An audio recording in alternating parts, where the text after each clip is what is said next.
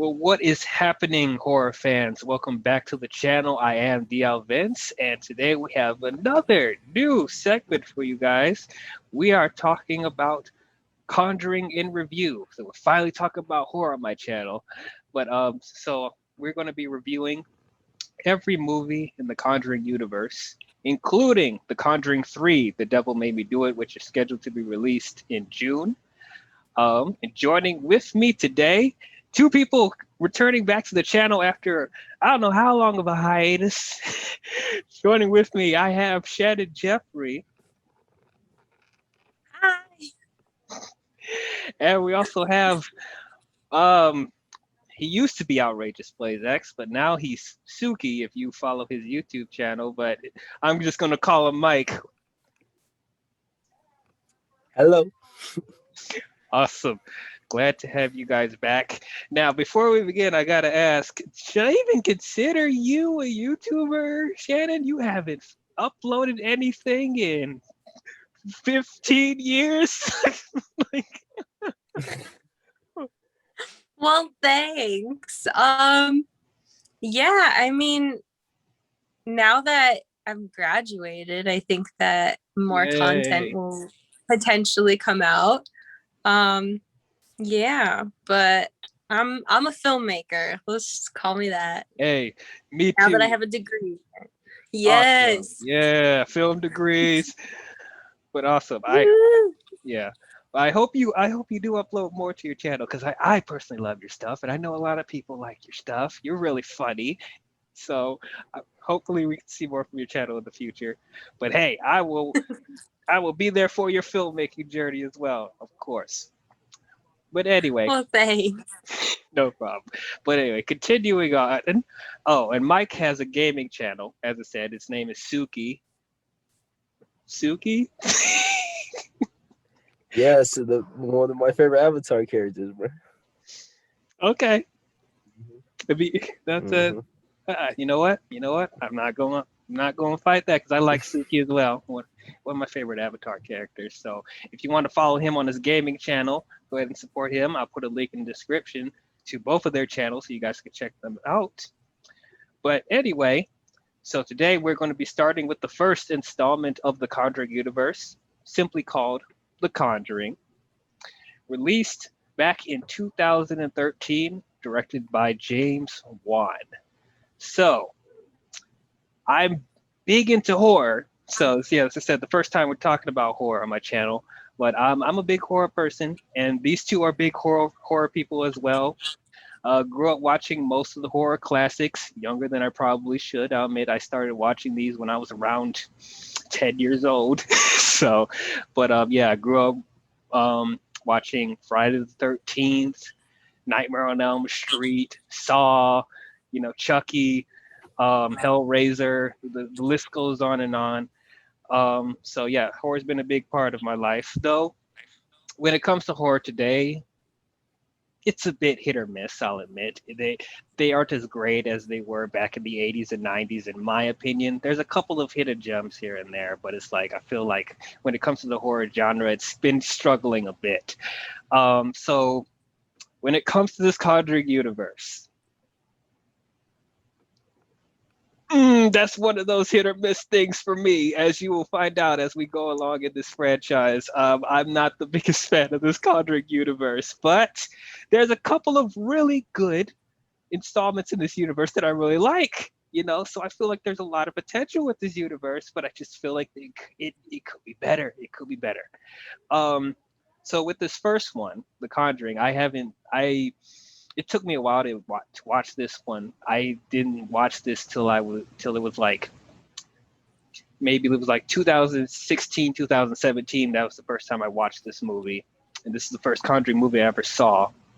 I didn't know that much about the universe. I only knew about that movie specifically. And I know the director, James Wan. I'm a huge fan of James Wan. He's one of my favorite directors. He's not a stranger to horror either. He's one of my favorite horror directors today. He did the first Saw movie. He did Insidious. And then he would go on to do big summer blockbusters like Fast and Furious 7 and Aquaman. So he's a very versatile director, not only in horror, but in other genres of film as well. So of course I'm interested in seeing this movie just for him alone. And I'm a big fan of Patrick Wilson as well. He's a really good actor as well. He's in this movie. So watching this for the first time, I gotta say, I really enjoyed this film. I really liked this movie. This didn't feel as generic as most of the horror films that I would come to see, in the modern era. Like this actually felt unique, but not so much the story. The story is something that you've seen before, but it's like the way it's crafted and directed, it felt really unique. James Wan brought a really interesting sensibility to the film, and how he directs the actors and how the script is written. It just felt really fresh, and I really liked his take on this based on a true story. Like whenever you see based on a true story with movies, you're like, yeah, right, okay, sure. But like I really liked his take on this movie. I really enjoyed it. So I will start with Mike. What did you think about the first Conjuring? I thought, like you said, I thought it was pretty well done, but there are some things here and there that I had a problem with. And I guess it's just like usual horror movie tropes. Like you see someone outside the door and you hear a noise, and then your friend comes and you're like, I think we should answer it. And then you open the door and then you see a note. I'm just like, run. But then they decide to keep the doll or whatever because it like attached himself, something like that, if I'm remembering correctly. But it's just small stuff like that I guess were just kind of odd to me. But I thought the scares were good, like relying on like the ambiance and just like the feeling, the tone, instead of just the jump scares. I thought that was really good. All right. Shannon, what did you think about The Conjuring? Yeah, I think the story was just really, really well thought out. I know that was something that I think James was trying to work with, like the oldest sister who made didn't she make like a book about it? And that's how they created like a screenplay of it.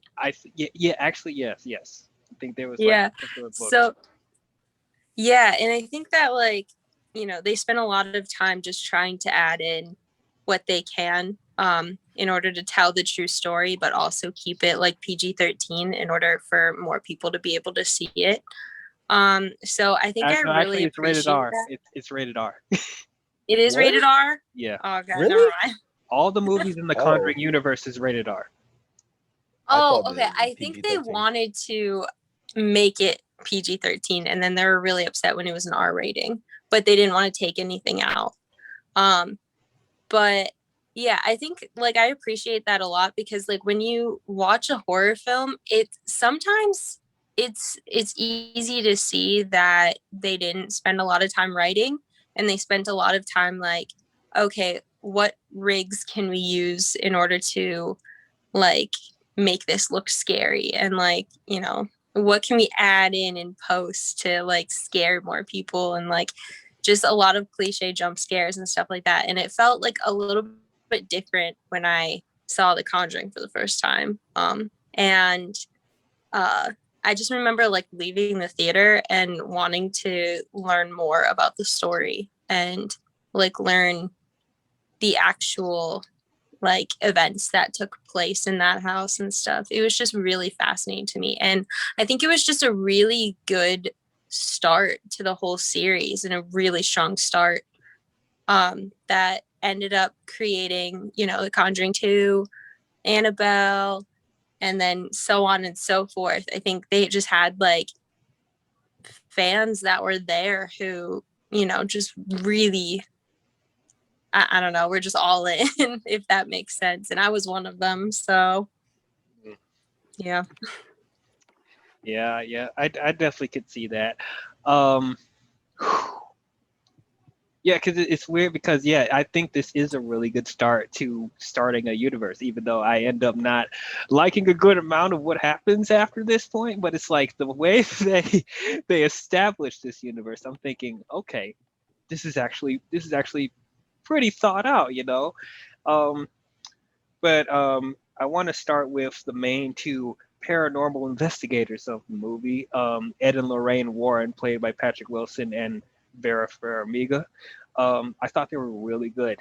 Um, them being the paranormal investigators of the main movie, they really helped us to buy into all the supernatural stuff happening in the movie. They took it seriously. Like they could have easily like have made fun of certain things or people thinking it's a hoax or whatever. But I'm glad in this movie not only did they, they treated the audience seriously, but the whole world is treating the whole subject matter seriously. Like even when they're doing presentations at universities explaining exorcisms and stuff like that, you didn't get the cliche being like, man, that seems fake, that ain't nothing. Like you just making stuff up. I'm glad like they actually they're not like just acting stupid, being like there's this hard evidence of supernatural stuff happening and people just not believing it. So, but anyway, I did really like Ed and Lorraine Warren. I liked their chemistry together, the husband and wife. You really bought them not only as a married couple, but them working as a team, being paranormal investigators. They really know how to work off of each other really well. What do you guys think about Ed and Lorraine? I Either one. agree. I agree. I think that like especially like that couple, like you had to have like a good amount of chemistry between the two characters, or else they wouldn't have been able to like sell the entire franchise. Like I don't think anybody would come back for a second one if they didn't feel like they wanted to continue with these two characters. So yeah, I 100% agree. And I like also you're probably going to get into this later, but I really did like the family dynamic of, the family that moved into the house. I think that just even them working with that couple with Ed and Lorraine, like I think they just grew to be very likable characters.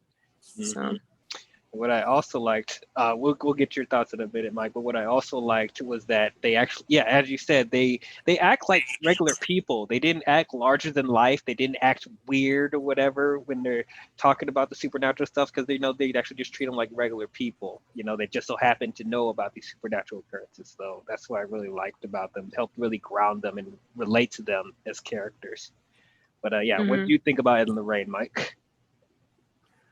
I thought they were really good together. Like I like both actors, and they did have chemistry. And like you said, Dwayne, I like the way they present everything to us, and like how I would say how serious they are. And it's like even when they go to the house, it's like okay, they've been through this before, right? And they want to help the family and stuff. So I thought that was really good. Oh, and did you this happened on the set. Did you hear about what happened to what's the lady's name that plays Lorraine? Vera. Vera Farmiga. Yeah. Did you hear what happened? I think it was to her laptop. It was like they were on set and then like she goes back and there are like claw marks on her laptop. Yeah, it's Yeah. like I it's didn't even like know. the Conjuring is like one of the most haunted sets or something like that. Yeah, I didn't even know that. Mm-hmm. And it speaks of her. Yeah. It speaks of I her was just being gonna clairvoyant in this movie. Now she's starting to be clairvoyant in real life and stuff happened to her. But yeah, what were we going to say, Shannon? Yeah, I was just gonna say there are like tons of weird stuff that happened on set apparently. It was like really interesting to like look into this after the fact. There's just so much on this like house and everything that you can know about, or just like their cases in general, like Ed and Lorraine's cases and stuff. They're really like fascinating people. Yeah. But yeah, there's a lot to this film behind the scenes too that happened. So that's what kind of sells the movie too. It kind of makes it more exciting is when, you know, you have like haunted set stories too. For some reason it's more exciting. Mm-hmm. And I guess it gives more, you know, credence to this being based on a true story, and like, so having these real life occur, like these real, just so happen to have curses during set, so it's like it kind of makes sense, I guess. Also talking about their daughter Judy, played by Sterling Jerens. We don't get a whole lot of her in this movie, but I thought it's a good setup for a character because she ends up returning in the future Conjuring films. But I thought she was cute. I liked her a lot. She did play a little bit more of a factor towards the end. But yeah, I liked Judy as well. So yeah, let's talk about the main the main family. I thought they were fine. They're fine. There wasn't. I didn't feel like there was anything special really. I mean, they weren't bad. I don't think any of them were bad, but it's just like, I don't know. They didn't really grab me as much as Ed and Lorraine. Besides the mother, which she starts getting into her transformation. Spoilers, by the way, this movie came out like over 7 years ago. So if you guys haven't seen The Conjuring, I'll tell you. Hey, Dwayne, I have a question. Yeah. I forgot what happened, like, for the mom to like start, you know. Their like, transformation. So yeah. I guess in order to do that, we have to explain what the conflict of the movie is. So they start out the movie with Annabelle, the doll, who becomes a really big staple of this universe. So Annabelle the doll actually does it really have anything to do with Exactly. Now that I'm thinking Bro, about it, like, does Annabelle have anything to do with the plot of this movie? No. no. I have something to say. Go ahead.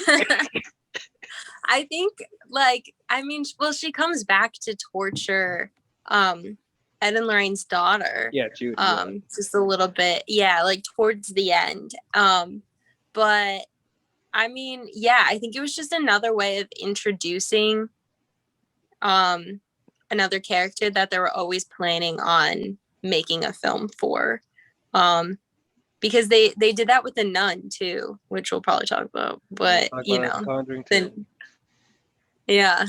So I think they just have a reoccurring habit of just introducing characters that you're gonna want to watch later as really terrifying characters in the movie that's like before their movie. If that makes sense. Yeah. On top because of they that, are scary. Oh, go ahead. No, go ahead. Sorry. Okay. They are scary in the films that they're like doing They're being you know, introduced the in. little cameos for. Yeah. Yeah, but they're like, I think I'm just gonna make like a point now, and then I'll talk about it later. But they're not scary in their own films. No, they're not. Terrifying. Okay.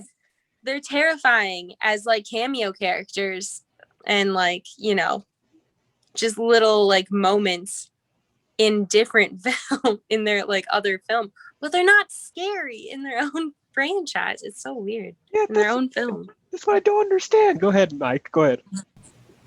I agree with her. Like, I know we're going to talk about The Conjuring too, but I felt like the way they introduced the nun was perfect. And I don't, like with Annabelle, I think they should have just like showed her like in the back in like a case or something. And then she gets like her own movie. Because I feel like that Annabelle stuff was just time filler, if I'm being honest. And then on top of that, they have a whole room of haunted antiques that are literally just there to set up possible spin-offs that people might be interested in. A lot of spin-offs. I saw now 12,000 things in there. Like literally, like they could just literally pick anything from that room and be like, we're gonna make a spin-off of that. Now, well, they had a room in like real life, right? Don't they have? I think they did. They're like haunted. Yeah. I think But I guess, yeah, I think it is perfect for the filmmakers to just have like a room of like tricks and gadgets and stuff that they could just pull out later. Yeah, because they for just important so reasons. happen they can't destroy any of the antiques because that won't solve anything, and they can't sell it to anybody else because that's not going to help anyone either. So they're just stuck with this stuff. Especially Annabelle. Don't lay a finger on Annabelle, but don't let them outside that That's what I hate. cage. Yeah. That's what I hate about like just the Annabelle branch is that they made her so scary and mysterious. Like, you need to know more. The nun was worse than Annabelle. Annabelle was just like some like cocky little girl. Like, I don't know. Yeah, this like this not really spoils anything, but she's literally a pimp for all these spiritual entities to come out and haunt people. That's literally what she is. Yeah. She's literally like not that bad. Like, yeah. She was just, I feel like her bark was worse than her bite. Like, absolutely. That's something we will get it. Sorry, go ahead. I feel like Annabelle was the good guy in this movie. She was just chilling, and everybody was bothering her. So, yeah, that's definitely a thing. So, yeah, you know what spinoff? I don't want to see many more spinoffs, but from that room, I want that spinoff with the Shogun samurai armor and what's up with that monkey with the symbols. Like, what are those two? I want to know the spinoffs of those. oh my goodness, I do want to see that too because I know what you're talking about. That would be dope. Yeah. No, I can't. I would be laughing through the symbol. I would not be able to take that seriously. Yeah, I would not be scared of that. Like, I literally want to know what's so haunting about the monkey with the symbols. That's what I want to know.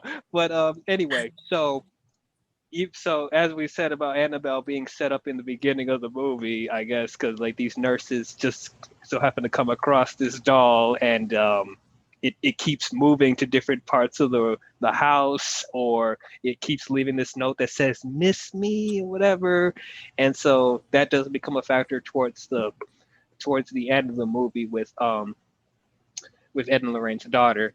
But anyway, that's not the real setup of this movie. So the actual setup of this movie is that this family of 7, a mother and a father with 5 daughters. Goodness gracious, 5 daughters. So they move to this old house, and this house just so happens to be owned by a woman who was a witch and bestowed a curse on the land, being like, whoever tries to take over this land will be cursed, and she hung herself from a tree.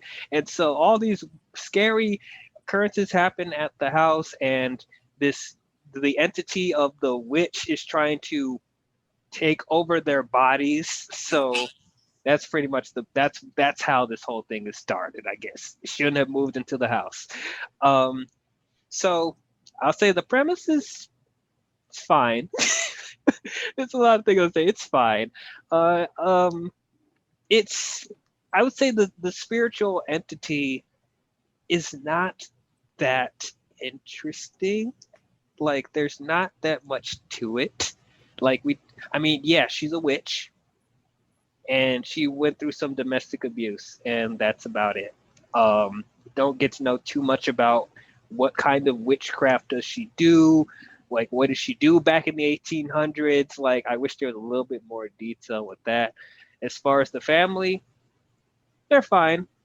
The father's fine, the mother's fine. She actually does a really good transformation towards the end, so she's probably the standout of all of them. Then the 5 daughters, I'll admit it was hard to keep up with all 5 of them. I don't think they should have had all 5 daughters there. I mean, I know they probably want to keep it as close to the actual story as possible. So in the real story, there was 5 daughters, so they probably want to stick with that. But it's like we keep going from one daughter to the next, and like not everyone gets the same amount of development or screen time. And then there's parts of the movie where I forget that, oh wait, there's that daughter. See her again. And then so if they just focus on maybe 3 because like I think there's like three that really stood out of the five. But that's in my opinion. What did you guys think about the family and the overall plot of the witch demon haunting the house? What you think of that? Yeah, I kind of see your point that, like, there's a witch. She did some witchcraft, and that's why the house is haunted. And, like, I think that's a story that has been commonly told. I think what I really liked the most about it is that there are a lot of layers to it, though. Like, there are other spirits that are in the house. Some are good, some are bad. They find out who's bad, they find out who's good. And then also there are some things to Ed and Lorraine's story that are started, but they're not finished until later in the series. And I think that that's what I really liked about the franchise the most, is that, like, from the very beginning, there are a lot of things that aren't answered until like 3 films later. And when they are, it's so like chilling to have that moment. And a lot of it just makes a lot of sense. And for the family, I liked the thing that I liked most about the family was how normal they were. They were just a bunch of people who wanted a nice start. They found their dream house, and they just spent all their money to get this dream house. And I think that that's what like made them relatable. And that, I think that's what made it so scary, I should say, was the fact that they were relatable and you could put yourself in their shoes, or you could put your whole family in their shoes and be like, oh, like, that's scary. You know what I mean? It just kind of makes it scary. Yeah, I agree with that. Like, yeah, they really felt like regular people. They didn't fall under the typical cliches of horror characters, like they didn't act stupid. Like they actually had natural reactions to everything going on. So yeah, I really like that. What do you think about the family, Mike? I thought they were really good. Like you said, just normal people. I thought the acting was good too. Mm-hmm. And like as far as the witch, I wish they did more with the witch. Like I said, I wish they just took like everything with Annabelle out. They could have like teased her a little bit, but the beginning, I wish they focused on the witch. Then you switch to the family and like Ed and Lorraine, like that's when they're contacted and we get to learn more. I That's what I would have thought they would have done. Yeah, absolutely. Yeah, going back to what Chad had said, like I feel like the more interesting story was the stuff with the Warrens, specifically with Lorraine, because she's a clairvoyant and she sees all these demonic spirits and she's able to communicate with them and able to see stuff from past times or whatever. So I thought all that stuff was interesting. And then there was that whole thing with that Ed keeps saying that he's worried that like this demonic spirit will come, this specific demonic spirit will come back to haunt her. We don't know exactly what it is. We get that explained in the Conjuring too, but this whole thing of she's worried that she's going to deal with that again, and that whole underlying story of like, I want to know more about that. Like what's going on with Lorraine? What's that stuff, But yeah, definitely I'd like that a lot. So I guess yeah, what really makes this memorable is, as I said, the direction of James Wan. When the creepy stuff starts happening, when the supernatural stuff starts happening, he really does a good job with directing that stuff. Like one of the things I hate about modern horror movies today is how they utilize jump scares. Like they think just because you have some creepy music and then you hear nothing, and then you do a loud noise and something stupid pops out like a cat or something, like, oh, that's a good jump scare. No, no, no, no, no, no. That's not good jump scares. That is cheap, and it doesn't do anything to build tension. It's just there to do a ha gotcha to the audience. Like that's really annoying. So the way that he used jump scares alone in this movie, that he whenever he builds to a jump scare, it just adds on top of the tension. It adds on top of, the supernatural stuff getting worse and worse and worse. It's not just silly stuff happening around the house that doesn't amount to anything. There was one little fake out with the youngest daughter with that clown jukebox, and he's showing his mother, and she's looking at the jukebox, and then it stops, and then she's like, and then the daughter's like boo or whatever, but you don't hear no loud noise going ah! I'm like, no, like that doesn't happen. Like it just has the daughter going boo without startling the audience. Like that's enough to like build tension, without just getting a cheap jump out of us. And then even like when one of the daughters, I apologize, I'm not gonna remember all the daughters' names. Like I'm pulling up all the characters' names on IMDb because there's a lot. But so Cindy. I just know Joey King. Huh? I just know Joey King. Yeah, exactly. Joey King. Oh my gosh, she keeps appearing in all these horror films. Like what was the last thing she was in? Oh, one of the worst horror films ever made, Slender Man.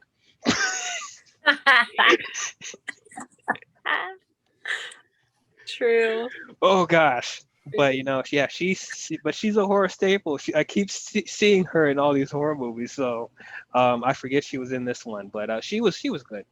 I think she was one of the standout daughters in the movie. But anyway, Mackenzie Foy, who plays Cindy Perron, one of the daughters, she sleepwalks at night, and she keeps banging her head on the dresser, and it's like that's not scary, but it's unsettling because like it doesn't seem normal. It's like James Wan just does little things to just make you feel more uncomfortable, to the point where things do start getting more scary and more dangerous, like you're already at the edge of your seat. So it's like little things like that, and then pulling like the spirit entity pulling Joey off of the bed, like nothing, like you don't see anything, but like there's a force pulling her off the bed, or her seeing like a spirit like behind the door, and the other sister doesn't see where it is, and then she pulls them, whatever. Like little things like that, just adding on top of the suspense. So how did you feel about some of the scares and the jump scares in the movie?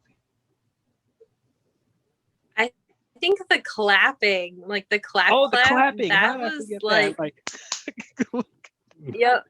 That was that's what made me want to see that movie. Like I was like, ooh, when I first saw it in the trailer. But like the one jump scare that I remember I couldn't watch for like the first few years it was out was the one with the witch that was on the wardrobe. Oh, yeah. And she just like jumps off on top of one of the sisters. Mm-hmm. I was like, I could not watch that part. I would always like close my eyes. Oh yeah, I feel like what? I was just saying that was really good. Yeah, like I feel like the ones where you can see like, what the characters were seeing, that was like really more terrifying than the ones where you couldn't see them. Mm-hmm.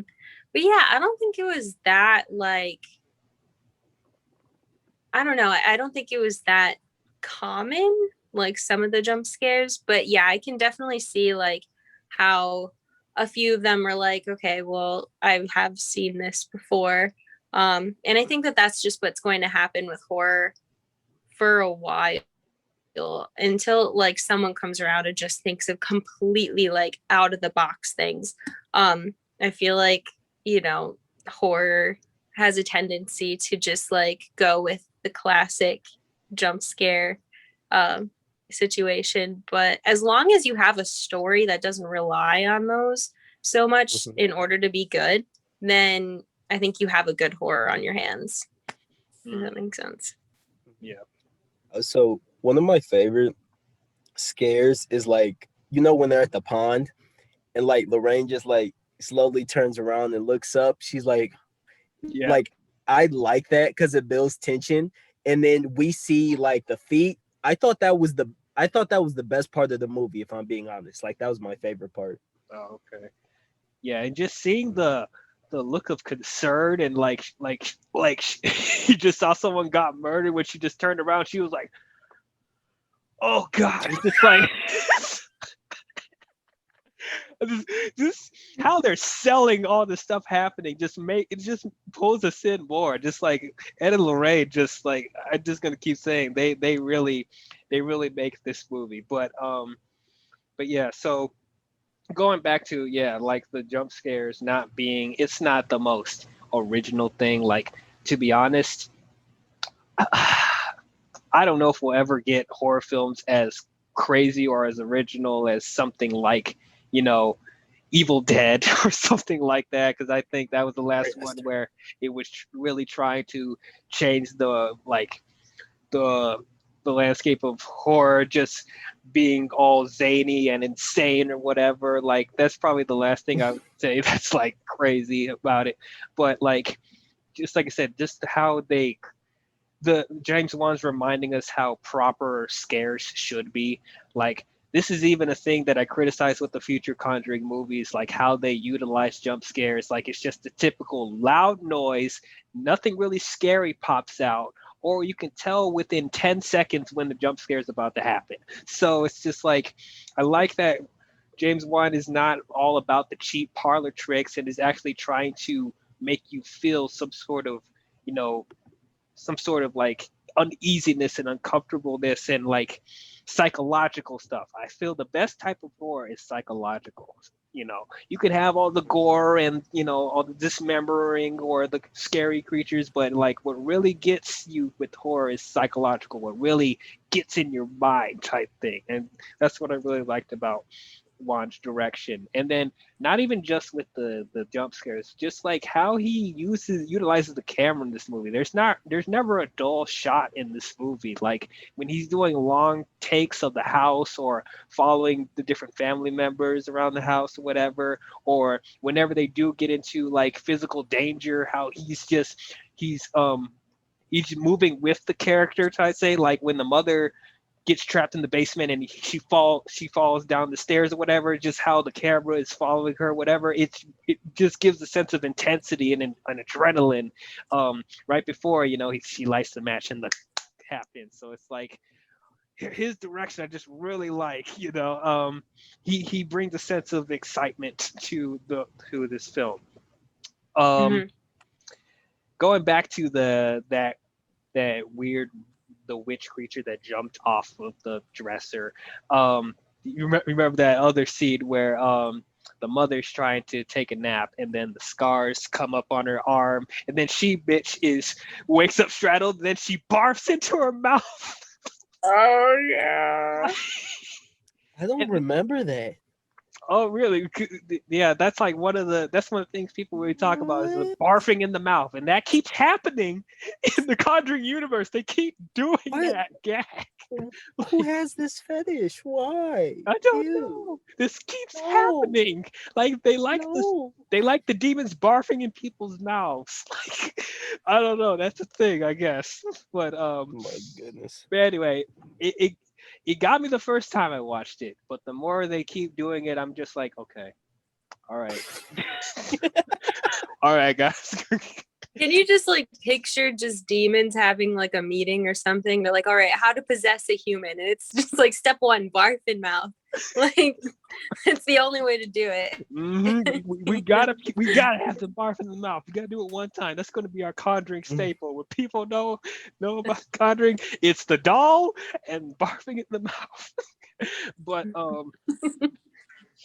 anyway, so talking about how, you know, the witch spirit is trying to take over the bodies of the mom and the dad. I don't think they take over you kind of think they do with the daughter that sleepwalks, but that doesn't really go anywhere.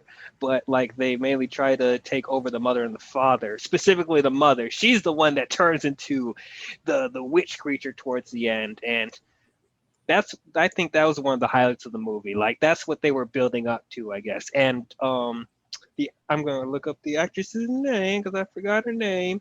Lily Taylor plays the mother. I thought she did really good when it comes to that transformation. Like she was legit scary, and she was like she was like freaking whooping everybody's ass too. Like she freaking biting someone's neck, throwing people across the room, like hanging up off the ceiling, whatever, and them trying to like restrain him on the chair, and like they had to put a cloth over her and get handcuffs over her, and she's still like, you know, making all the furniture and stuff move or whatever. So I thought I really liked her transformation there.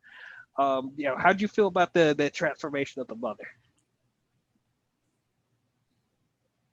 Not all at once. No, I was waiting for her to go first.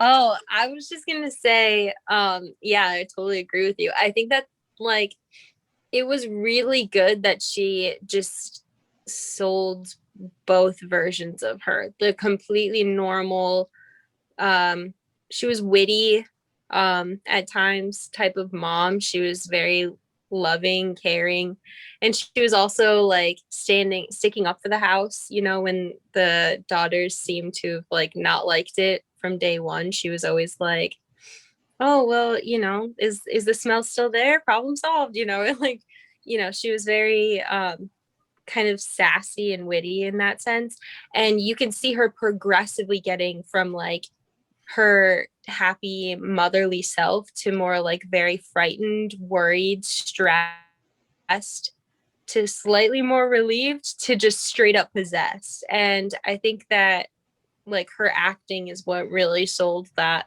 moment in the end of the film, where she was just completely crazy, just completely Bathsheba version of the mom. And yeah, I don't know, I just agree with you. I think she did a really good job. It Really was good really job. scary. Yeah. I thought she sold the exorcism really well, because it's like you could tell like, oh, she's in pain and stuff like that. So I thought she did a good job selling it. Mm-hmm. I'll admit, you know, when she's like brushing it off a couple times, I'll admit when the dog is laid out in the front yard dead, that's when I would be like, okay, what's going on? Like that's the one thing about her just brushing stuff off towards the beginning. When the dog dies, I'm like, okay, I'm questioning something. What's going on? What is going on? The dog is the I first would run victim away. of this movie. You would run. Maybe that's what made it like, I don't know, kind of relatable, because you know, when the dog dies, like maybe she thought it was like an animal or something, and then like, you know, she starts to get bruises and she's like, did you punch me last night, to her husband or something like that, like, Right. you know, just she comes up with like very like normal responses. And the way that they were both kind of looking at those problems, like, oh, why is the clock stopping at 3:07 or whatever, you know, I feel like that makes it like more relatable. I feel like in horror, when stuff like that happens, they're so quick to say like in the storyline, oh, it has to be the house, it has to be like, you know, or something like that. And that's what makes it so annoying sometimes with horror films, is that like they're so quick to think that it's like this paranormal thing, and it's like that's not the realistic way of like how people would, you know, look at this problem. So I don't know, I think the fact that she's like kind of less aware, and she slowly starts to think, okay, well maybe we're like the house is possessed or something, I feel like that's what makes it more relatable, So I if that guess, makes sense. yeah, Hey, I can Dwight, More definitely see that. real. So I guess I my gotta wait till. laptop, Sorry, what'd you say? my laptop is black. Like, can y'all see me? Yeah, we can Yeah. see. Because like my laptop is just like black right now. Like I can't see a single thing. Hang on, Really? hang on. Okay, Mike will be back momentarily, but as I was Oh, saying, let's talk about the nun. well, Okay. that's not until Conjuring 2. So we got to get through Annabelle first. Okay. But as I was saying, so I guess they have to wait till a spiritual entity is pulling one of their daughters by the hair through glass to be like, okay, time to go. Jesus Christ. James Wan did not give a crap. It's like the kids, fuck the kids. They can get it too. So I like that. Like I like that. In this movie, they weren't being innocent or being easy on the kids too, of being like, oh no, they're just as much in danger as the adults, because like Hmm. with certain horror films, like they feel like they have to go easy on the kids for some reason. But I'm like, why? Why would they need to do that? These are killers. These are supernatural creatures. What's going on? All right. Well, Mike is back. Huh? Yep. Yeah. Hi, Mike. Welcome Yeah. back. Yes, he is back. So, I guess now we could talk real quick about the Annabelle stuff, because that's something they really want to push in this franchise. So Annabelle in this movie I thought was interesting. Um, like I said, it didn't really have to do anything with the story, but you could tell this is something that they were trying to set up for the universe. But with what they were setting up with Annabelle, I thought it was cool. Um, don't know that much about her in this movie, but it expands more on the next three Annabelle movies we get. They made three movies of this freaking doll, but yeah, the one scene with Annabelle haunting Anna Lorraine's daughter, um, I really liked that. She wakes up out of bed, she hears noises, then she goes into the office of Etta Lorraine, and then she sees a rocking chair, and she sees a random girl holding Annabelle in the rocking chair, and then they stop rocking in the chair, and then Annabelle just starts slowly turning towards her, and then loud noises happen, and she's trying to escape the room. That's the thing. Like, what does she do? Other than be like, surprise, motherfucker. Like, that's like literally all she does in this movie. I mean, it's creepy, but it's like, what is she gonna do? Is she gonna kill her? Is she going to possess her? He What just wants friends. is that? Is that All what she wants is Annabelle some wants? friends. That's all she wants Yes, is some I think friends. that's all she wants, bro. But yeah, I mean, I guess it's cool. Thank God that Ed and Lorraine got back to the house in time to save her. But it just so happens Annabelle never left the glass box thing that she was in the room of all the haunted antiques. So it's like, how did that Wait, happen? Yeah, she never left the yeah, box, but she haunted Judy for some reason.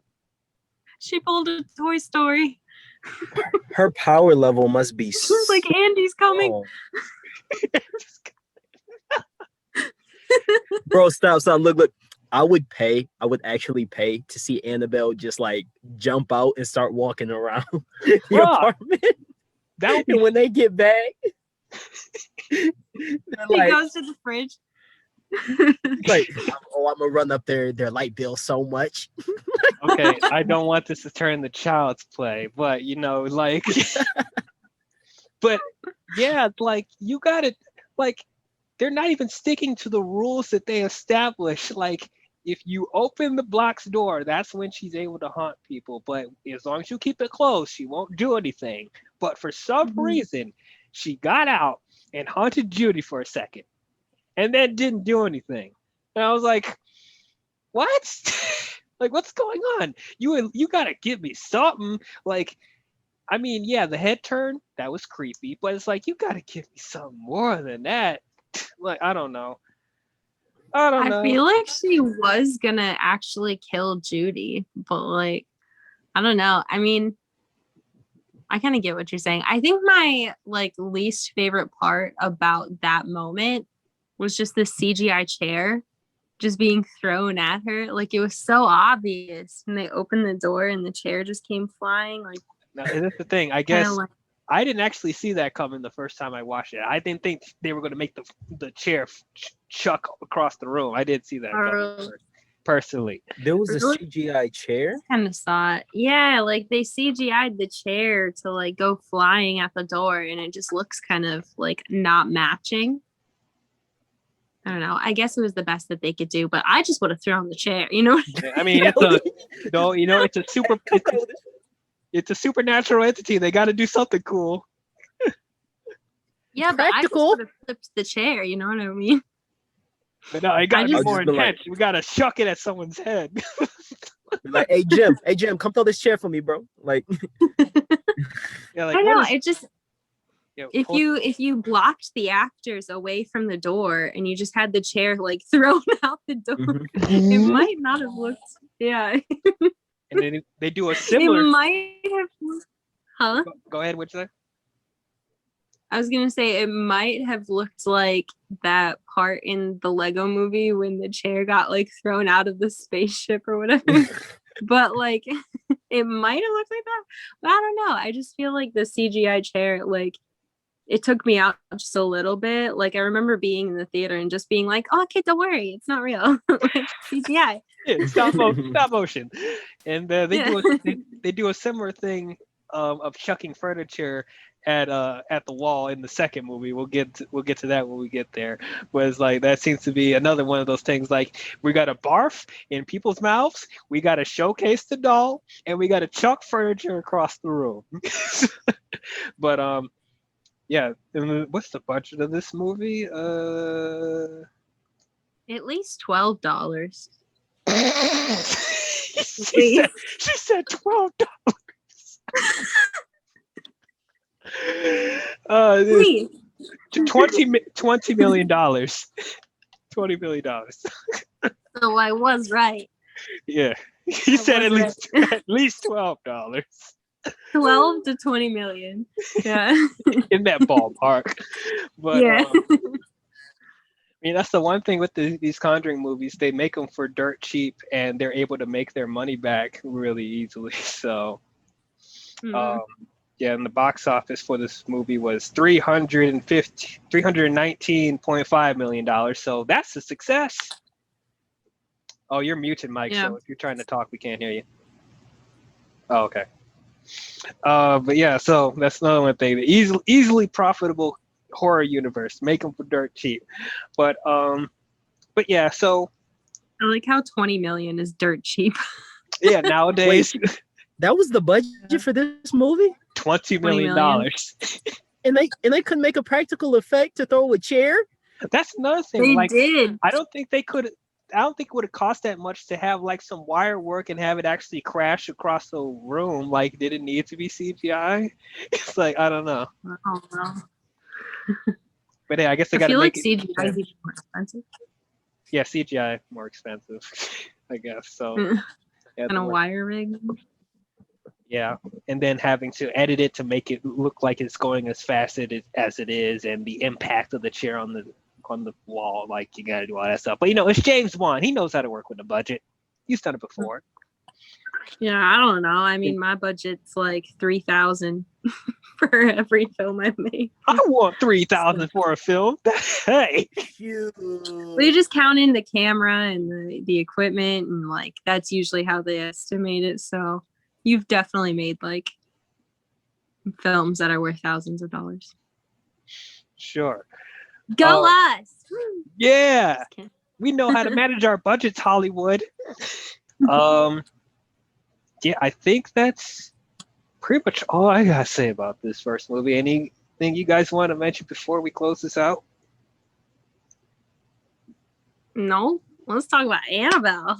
Oh, hold on. Say that for the next review. But overall, I'm not excited to talk about that movie. But anyway, Me neither. little spoiler of how we feel about that. But anyway, closing out.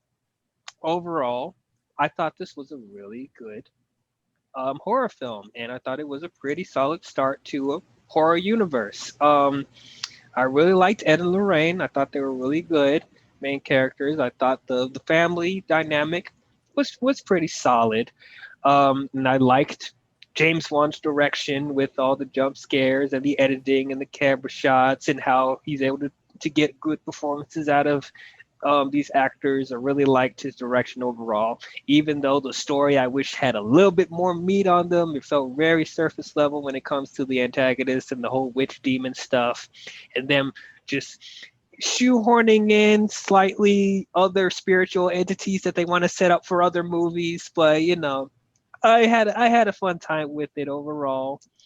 So overall, I think I will give The Conjuring uh, What would you give it out of 10?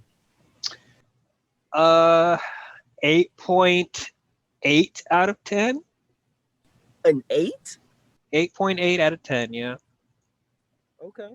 Yeah, it's What like about you, Shannon? it's not great, but it's really good though. Anyway, Mm. yeah. Out of 10, Mm-hmm. I'd give it like a 7.5, maybe 7.3, I think.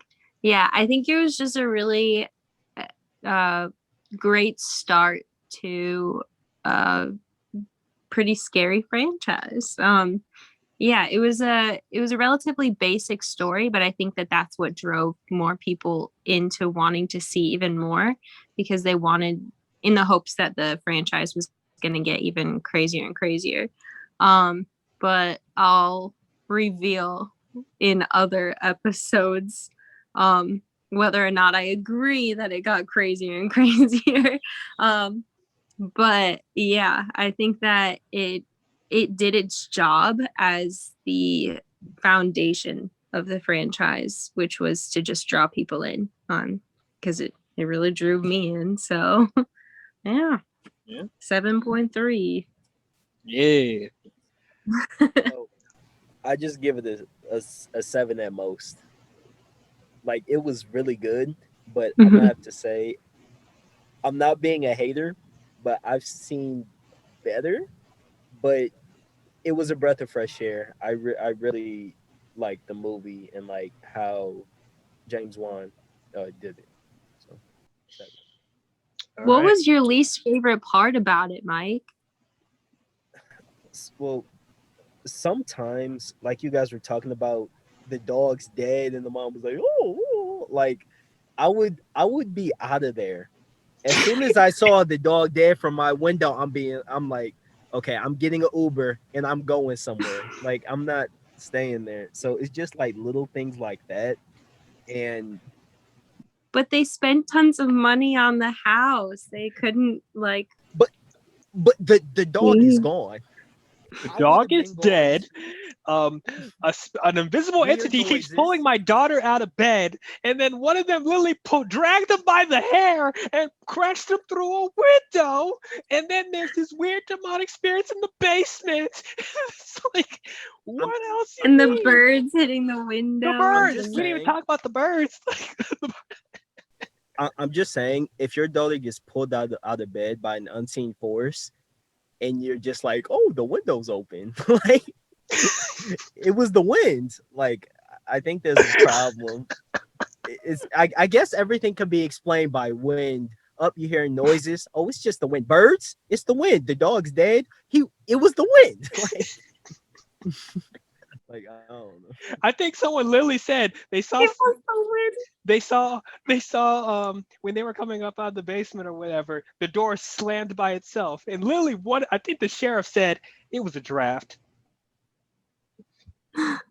It was a draft. I didn't know a draft could grow arms, legs, and close the door, bro. Like what? Bro, That's- it makes sense. It was Annabelle. Annabelle was back at home chilling. Like, what you mean? No, but she used her telekinesis. Oh yeah, I forgot. She's a pimp of all these spiritual entities, so she tells the spirits to do this stuff. Like, go over there and do. Okay, that I guess so. Maybe she does have ties into whatever. Okay, we'll talk about that more in the next review, Conjuring in review, because the next film we will be talking about is Annabelle. So tune in for that when it comes out. But yeah, that's all we have for you horror fans, and we will see you guys in the next one. Talk to you guys later. Bye-bye.